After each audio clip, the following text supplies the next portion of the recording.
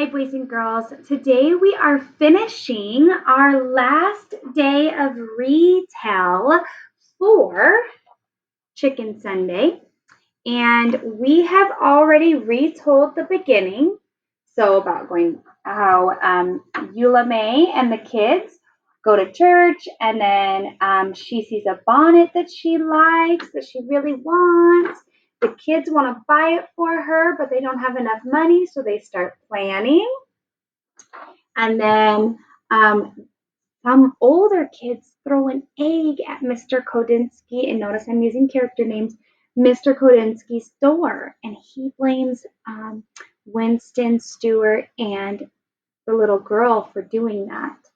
So they try to come up with a way to show Mr. Kodinsky it wasn't them. So they decorated eggs because they knew that was special to him.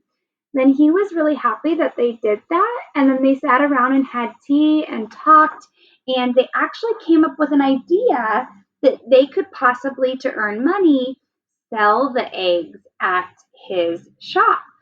So today we are going to we're going to reread the end of the story and retell the end. So if you know where this paper is, please go get it now, because we will draw and label what happens in the end of the story.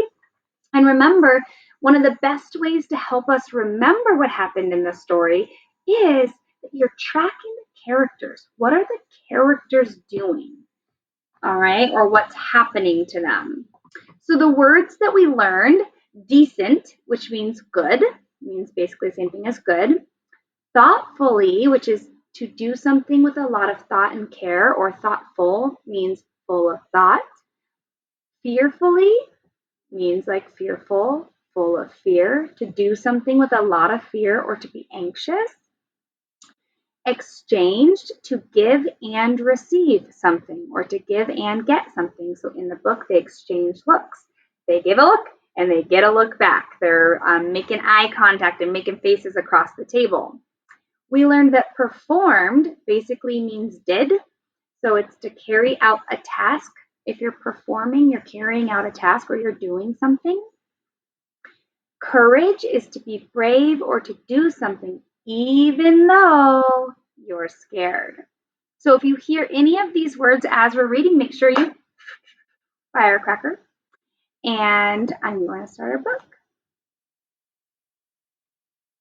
So listen closely to how the story ends and track those characters, okay?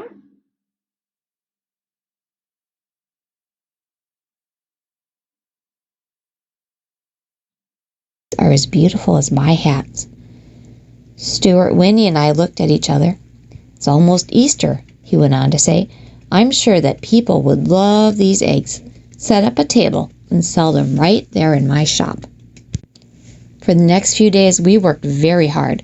We made almost a dozen Pysanky eggs.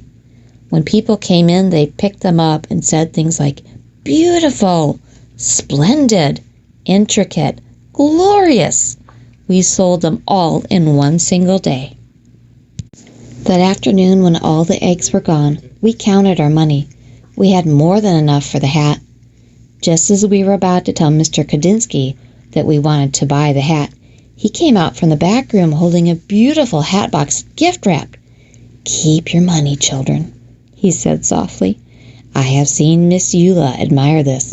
It is for her, isn't it? Tell her that I know you are very good children. Such good children. When Easter Sunday arrived, we thought our hearts would burst when we watched Miss Eula open the hat box. She held us close as big tears rolled down her cheeks. Our hearts sang along with the choir that Sunday. She looked so beautiful in that hat. When it was time for her solo, we knew that she was singing just for us.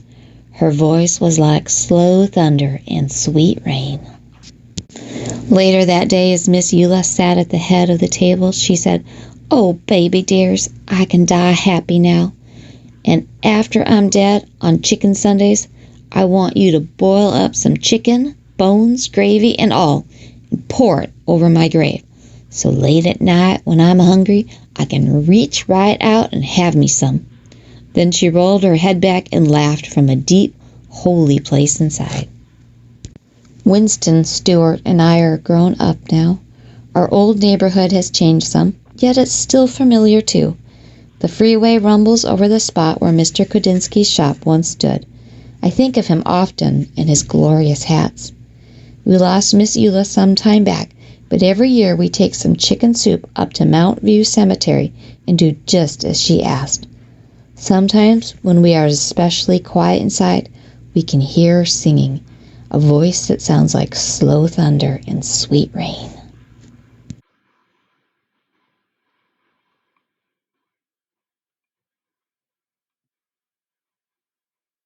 All right, that was a great ending to the story. So now we are going to draw and label what happened in the end of the story. And so the middle ended with them kind of having tea, and they were all getting along now. And then the next thing that happened was he offered them to sell their eggs at his shop. So the next thing they did was they sold their eggs. I'm gonna write for sale. They sold their beautiful eggs at his shop and they made money. Draw. Okay. So I have the eggs for sale and I have that they made some money. And then Mr. Kodinsky tells them to keep their money and they end up buying, back from the beginning, Miss Eula May, and notice I'm using same character names because we should be tracking them. They ended up buying the bonnet and giving it to her. So we're going to say bonnet and a smiley face because they were able to give her the bonnet that she had wanted.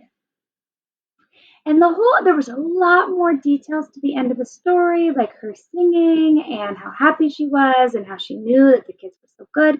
We could add that stuff. When you're doing a retell, the more details you remember, the better.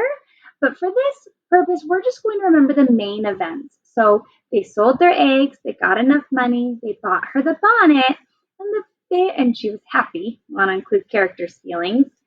And then the very end of the story, it actually ends with them being grown up and them going back and visiting her grave and pouring that gravy and everything she wanted over it. So you might draw something that looks like a grave and then maybe some, I'm going to say gravy, grave, and they are grown up and they go back to visit her. So the very end of the story is about them being grown up and going back to visit her and give her the gravy and all the food that she wanted. But the main things that happened in the end also were that they sold the eggs, got enough money, and bought her that special bonnet she wanted. So that was a pretty good story, Chicken Sunday. And when we are done with our informational unit, if we have more time, we will pick another Patricia Polacco book and read that one together as the class. So remember, retell is really important for you to, and I practice this all the time. I practice even when I watch movies and TV shows. You can practice in your head, pausing and thinking, who and what? Who are the characters and what are they doing or what is happening to them? The main characters, and you can focus on those main characters. So track the characters as you read so that you can remember what you read. Good work, my friends, and keep practicing.